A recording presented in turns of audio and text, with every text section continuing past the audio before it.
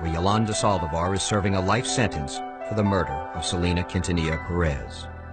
You understand the loss of her to her fans. It's tremendous. And not only to them, but to me. But they want to know why you killed her. I won't discuss that.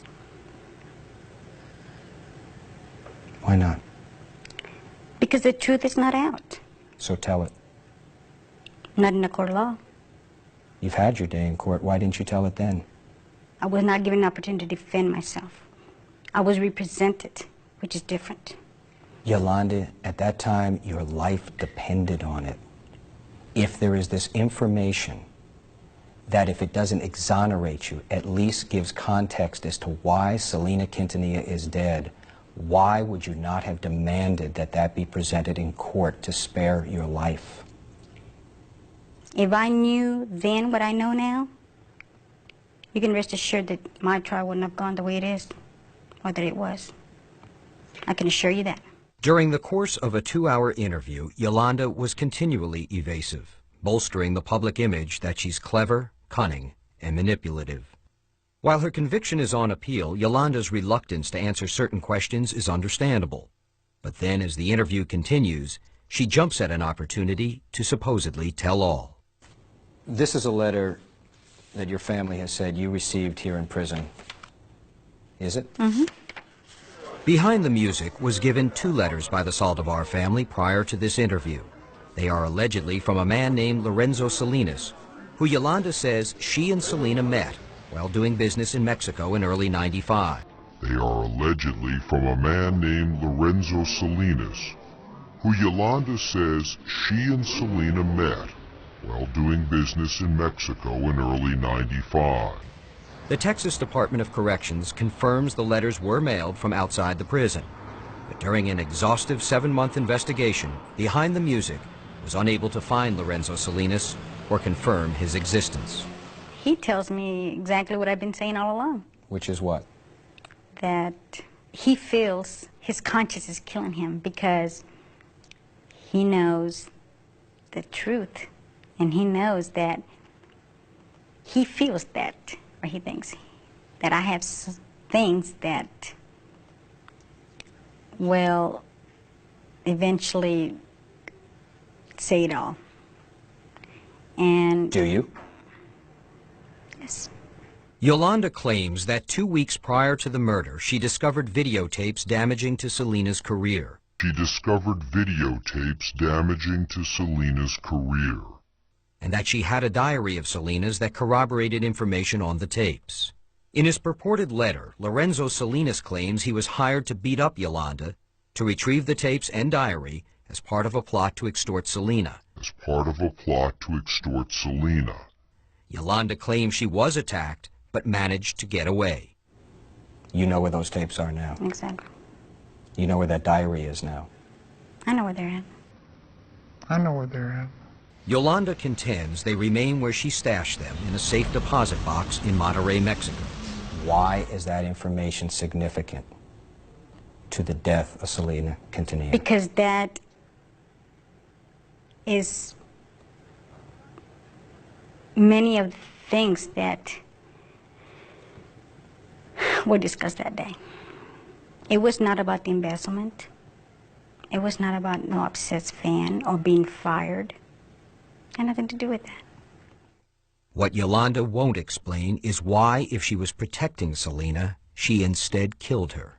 Whether the extortion plot, videotapes, and diary are fact or Yolanda's fiction remains unknown, and may never be known, as Yolanda reveals in one smug answer. I guess I'll take it to my grave. I guess I'll take it to my grave.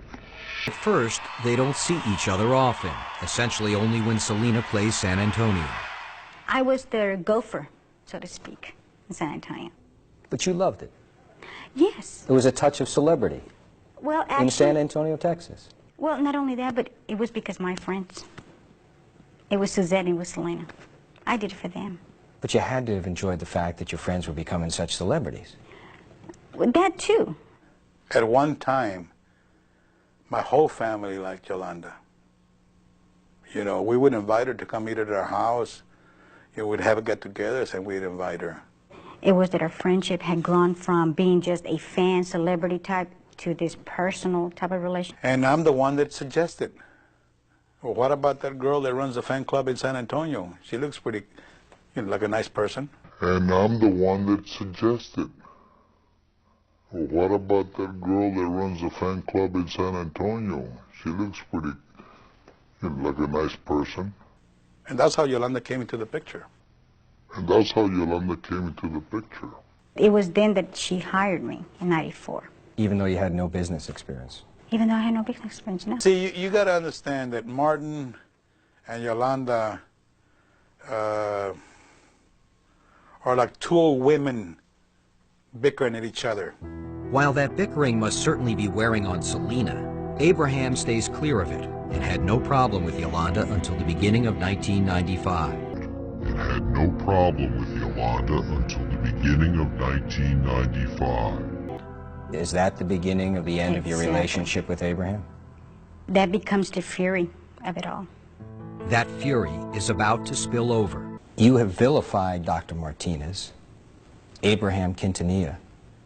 Why weren't those the people that were attacked? Why your best friend? There was never an intentional to kill Selena. Never. There was never an intention to do anything wrong to Abraham either, or Dr. Martinez. My intention was to relieve myself from all of that. My intention was to relieve myself from all of that. You were going to kill yourself. Yes. But why did you end up killing your best friend? I didn't kill her. Todo lo que se hizo fue realmente porque existió un amor que no lo puedes decir con palabras a veces, sino que a pesar de que fue muy corto, hubo una entrega completa. Yo estaba dispuesto en ese momento a tener un cambio de vida por ella, sí. Sí, definitivo. Y no me arrepiento, ¿eh? Usted, que era su amiga y su confidente, ¿la notaba enamorada del médico? Yo te digo una cosa, ella estaba totalmente enamorada del doctor Martín. No le puedes decir nada. Ella estaba presionada porque el doctor Martínez le dijo, oye, ¿te vienes conmigo para Brasil? O suelto la lengua. I was happy the way things were going. She was happy the way things were going. And we just kind of, I supported her and she supported me in some of the things that I wanted to do. And I just, we were in love with each other. ¿Nunca te quedaste con las ganas, Chris, de preguntarle a Yolanda o de hablar con ella? Nah, nunca. Never. I mean, for what? She's already done all the damage. What would we want to say or, have anything to do with her? Over the next few years, the former nurse's life came to completely revolve around Selena. From having control over the star's business checking accounts to being given a key to Selena and her husband's home, Saldivar was fully a part of the Tejano superstar's inner circle. Yolanda Saldivar became someone Selena trusted, someone she confided in and took advice from. As written by D Magazine, Selena talked warmly of her friend, saying, "Yolanda was the one who encouraged me to go to college." It was around the time of Saldivar's promotion that her behavior started to become troubling. As written in Selena's Secret, boutique employees claimed that Saldivar was possessive over Selena and, quote, constantly looking for ways to keep her away from others. The Washington Post reported on how Martin Gomez, the fashion designer for Selena's boutique clothing line, who worked alongside Saldivar for 8 months, quit his role solely because he couldn't stand working with the vindictive manager any longer. Even at home, Saldivar's obsession with Selena was a problem, with the roommate moving out after 2 weeks due to being, quote, spooked by the shrine Saldivar had turned the apartment into, according to Texas Monthly. Despite repeated instances of Saldivar's troubling attitude, the young and trusting Selena had, quote, loyally defended Saldivar when anyone criticized her, according to the Washington Post. That is, until the singer's father was made aware of some suspicious behavior. In January 1995, Abraham Quintanilla was informed of an issue with the fan club.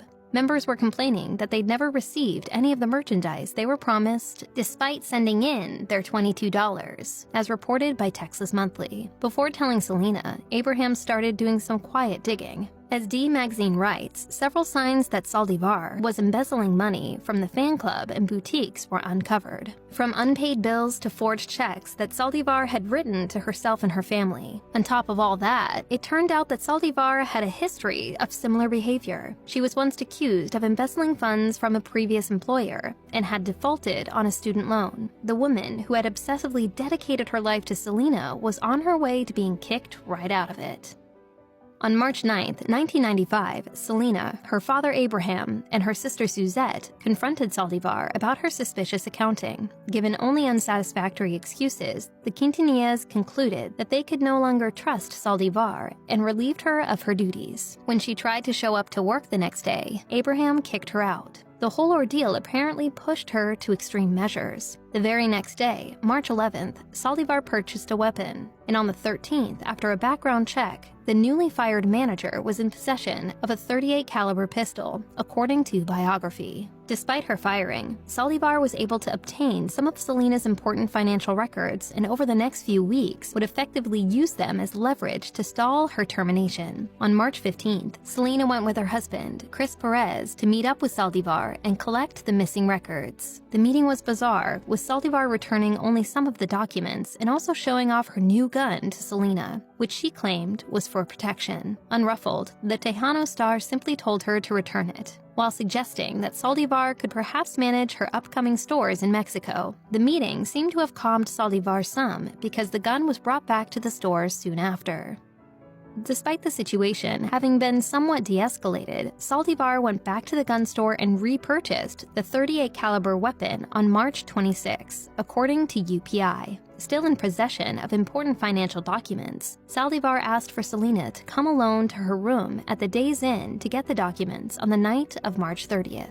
Smartly, Selena came with her husband, who waited outside while the two women talked in room 158. Handing the records over, Saldivar mentioned some shocking news to Selena. Yolanda had told Selena that on her last trip to Mexico that she had been raped. She then asked to be taken to the hospital because of excessive bleeding. At the same time, the singer noticed that there were still documents missing. Another trip to the Days Inn was arranged for the next morning, but this time, Selena would go alone. On the morning of March 31st, 1995, the Queen of Tejano Music met up with Saldivar again. Tension between the two seemed to start at the hospital, where Selena called Saldivar out for lying about how much she was bleeding and showed signs of distrust. Ultimately, the hospital was unable to perform the exam needed to determine whether Saldivar had been assaulted, and the two women returned back to room 158.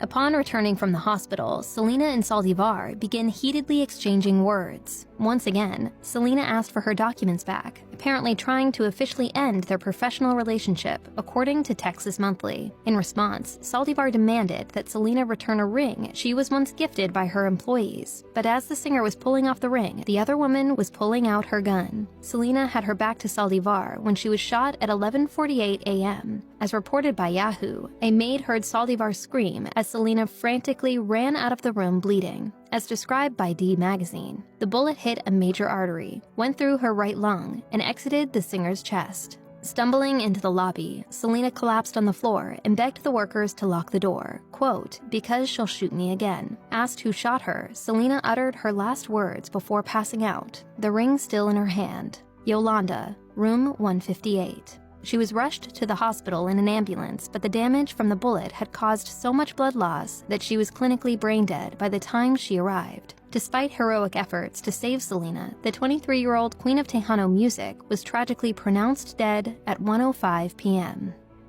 While Selena was dying at the hospital, Saldivar was still at the Days Inn parking lot. As reported by the Washington Post, right after the shooting, a hysterical Saldivar sat in her red pickup truck with her gun to her head, threatening to kill herself. The former fan club president engaged in a 9.5-hour standoff with the police, with lead negotiator Larry Rucker Young, quote, on the phone with her for 7.5 hours, as he told A&E Real Crime. Amid cries of wanting to take her own life and claims that Selena's father was responsible for the shooting, Saldivar's main request to the negotiator was, quote, to hear what was going on with Selena, her condition. Sensing her volatile state, Young decided against telling Saldivar that Selena had died and instead focused on getting her to put the gun away and surrender to the police. She wanted someone to hear her story, that they are best friends, that she loves Selena, she admires Selena, she would do anything for her. Hours later, Yolanda Saldivar was finally arrested.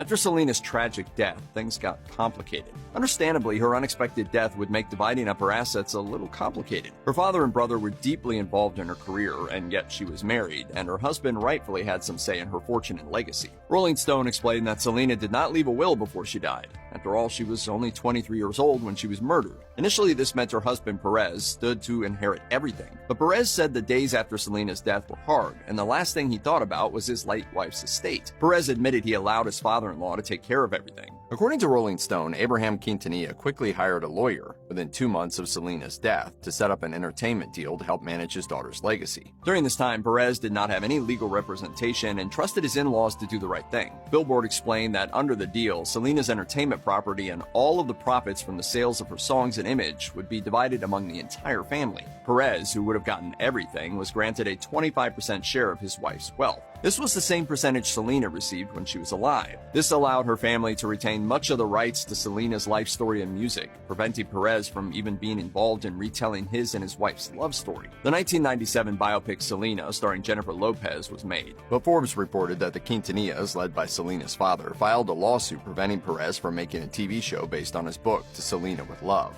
The book told their love story from his perspective. However, the lawsuit alleged Perez violated the estate agreement on Selena's work by attempting to produce a show and write a book without the Quintanillas' involvement. Perez countersued but lost his appeal in 2017. Perez claimed that he signed the agreement under duress, but according to Billboard, the Quintanillas had paid Perez over $3 million in the years since Selena's death, money he continued to accept. In the years since Selena's death, her father gained a reputation for aggressively policing his late daughter's image. He reportedly went after Selena impersonators, sent cease and desist letters to tribute bands, and even once stormed into a radio studio where an author who had written a book on Selena was being interviewed. The legal battle between Perez and his in-laws continues. Meanwhile, Netflix premiered Selena the series in 2020. Many fans told Rolling Stone that they felt the show portrayed Selena in a different light, as if it had been controlled by her father. The singer's husband, Perez, was not involved with the show, but the Quintanillas were consulted. In other words, even if it was supposed to be handled equally, the bulk of Selena's money is still controlled by her father. In tonight's final segment of the Abraham Quintanilla memoir, A Father's Dream, we get a closer look into the struggles the father of the Tejano music icon has been dealing with since his daughter's death. In the book, he shares the truth about the extraordinary life-saving efforts doctors performed on the mortally wounded singer. But to putting to rest, once and for all, the rumors that he denied his daughter a blood transfusion. My grandfather would say in Spanish, gente que da el golpe y esconde la mano. I'll try to translate that into English. Is that there's people that will hit you, you turn around to see who done it, and they hide their hand. And social media is like that. They can tear you up and say all kinds of bad things about you, but you don't know who they are. It's been more than 2.5 decades since Selena Quintanilla died at Corpus Christi Memorial Hospital, shot in the back. The shooting probably occurred just outside this room, 158. More time has passed than the singer lived. At the burial site, emotion had overcome the throng of family members and friends. Since that day, Abraham Quintanilla has had to weather criticism that he somehow played a role in his daughter's death. For 26 years, I have read on social media people criticizing me that Selena died because I didn't want to give her blood, that it was a religious fanatism. And they are incorrect, completely incorrect. Selena was given blood by the doctor when she arrived at the hospital, at the emergency room after she was shot. Mr. Quintanilla did more than just pull from memory. He also pulled court records. I went to the courthouse and I got all the transcripts of the trial of the woman that killed my daughter. The book, A Father's Dream, My Family's Journey in Music, gives heartbreaking detail about Selena's final moments and the doctor desperate to save her life. The doctor testified that when Selena came in, when they brought her in, she was dead already. She had bled to death. But he knew who she was, and as a last resort, he gave her blood to see if something would happen. The book contains what Mr. Q says is the doctor's key testimony. Truth, he says, that anyone who has any questions about the life-saving efforts performed on Selena will be answered. And then again, maybe not. Really and truly, I know that we have a lot of people there that you can show them the truth, they're still going to say, I don't believe that. And that's their prerogative. You know, they don't want to believe it, that's fine. You know, you can't change somebody's mind or their heart. I've done that because I felt that I wanted the public to know what really happened, the truth.